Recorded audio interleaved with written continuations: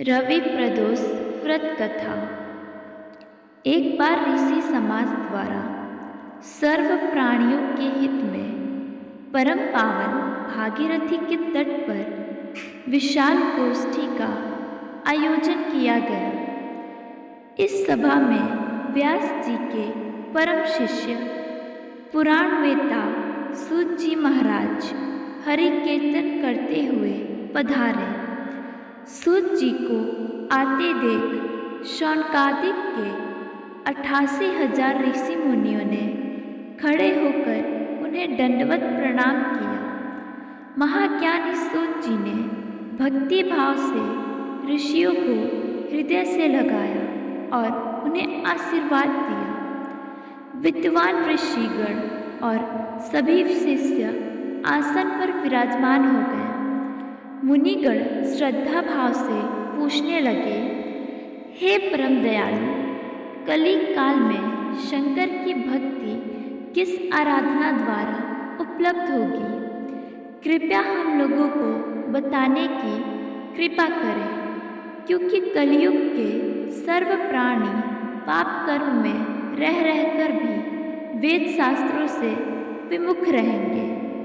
हे मुनिश्रेष्ठ, कलयुग में सत्कर्म की ओर किसी की रुचि न होगी। जब पुण्य क्षीण हो जाएंगे तो मनुष्य की बुद्धि बुरे कर्मों की ओर स्वयं प्रेरित होगी, जिससे दुर्विचारी पुरुष वंश सहित समाप्त हो जाएंगे। इस भूमंडल पर जो मनुष्य ज्ञानी होकर ज्ञान की शिक्षा नहीं देता, उस पर परमपिता परमेश्वर कभी प्रसन्न नहीं होते।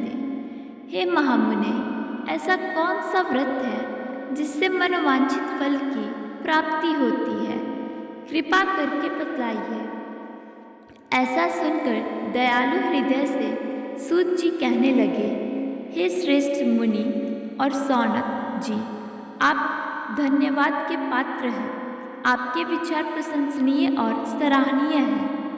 आप वैष्णव अग्रगण्य हैं, क्योंकि आपके हृदय में सदा परहित की भावना समाहित है। इसलिए हे शौनक आदि ऋषियों, सुनो, मैं उस व्रत के बारे में बताता हूँ जिसे करने से सभी पापों से मुक्ति मिलती है। धन वृद्धि दुख विनाशक सुख प्राप्त कराने वाला, संतान देने वाला और मनोवांछित फल की प्राप्ति कराने वाला व्रत होता है। यह व्रत तुमको सुनाता हूँ, जो किसी समय भोलेनाथ ने सती जी को सुनाया था और उनसे प्राप्त यह परम श्रेष्ठ उपदेश मेरे पूज्य गुरु जी ने मुझे सुनाया था, जिसे समय पाकर आपको मैं शुभ बेला में सुनाता हूँ। सूत जी कहने लगे कि आयु वृद्धि स्वास्थ्य लाभ के लिए त्रयोदशी का व्रत करें। इस व्रत की विधि इस प्रकार है। सुबह स्नान कर निराहार व्रत रहें, शिव जी का ध्यान करें, शिव मंदिर में जाकर भोलेनाथ की पूजा करें। पूजा के बाद अर्धपुंड का त्रिपुंड तिलक धारण करें, शिवलिंग पर बेलपत्र चढ़ाएं, धूप दीप और अक्षत से पूजा करें। शिव जी को ऋतु फल अर्पित करें। ओम नमः शिवाय मंत्र का रुद्राक्ष की माला से जाप करें। ब्राह्मणों को भोजन कराएं और सामर्थ्य अनुसार दान दक्षिणा दें। इसके बाद मौन व्रत रखें। व्रती को सत्य बोलना है। इस व्रत में हवन आहुति भी देनी चाहिए। शौनक आदि ऋषि बोले, हे पूज्यवर, आपने यह बताया कि यह व्रत परम गोपनीय, मंगलप्रद और कष्ट निवारक है।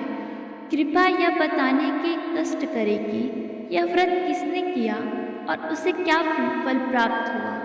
श्री सूत जी बोले, आप शिव के परम भक्त हैं। आपकी भक्ति देखकर मैं व्रती पुरुषों की कथा कहता हूँ। एक गांव में अति दीन ब्राह्मण निवास करता था। उसकी पत्नी प्रदोष व्रत किया करती और उसका एक पुत्र भी था। एक बार की बात है, उसका पुत्र गंगा स्नान करने के लिए गया था। मार्ग में उसे चोरों ने घेर लिया और वह कहने लगे कि हम तुम्हें मारेंगे, नहीं तो तू अपने पिता का गुप्त धन बतला दे। बालक दीन भाव से कहने लगा कि हम अत्यंत दुखी दीन हैं, हमारे पास धन कहाँ है। चोर फिर कहने लगे कि तेरे पास पोटली में क्या बंधा है। बालक ने उत्तर दिया कि मेरी माता ने मुझे रोटी बनाकर बांध दिया है। दूसरा चोर बोला कि भाई, यह तो अति दीन दुखी हृदय है, इसे छोड़िए। बालक इतनी बात सुनकर वहाँ से जाने लगा और एक और नगर में पहुँचा। नगर के पास एक बरगद का पेड़ था। बालक थककर वहाँ बैठ गया और पेड़ की छाया में सो गया। उस नगर के सिपाही चोरों की खोज कर रहे थे और वह बालक के पास आ गए। सिपाही बालक को चोर समझकर राजा के पास ले गए और राजा ने उसे कारावास की आज्ञा दे दी। उधर बालक की माँ शंकर जी का प्रदोष व्रत कर रही थी। उसी रात राजा को स्वप्न आया कि यह बालक चोर नहीं है, सुबह होते ही छोड़ दो, नहीं तो आपका राज्य वैभव जल्द ही नष्ट हो जाएगा। रात समाप्त होने पर राजा ने उस बालक से पूरी कहानी पूछी और बालक ने सारी कहानी बताई।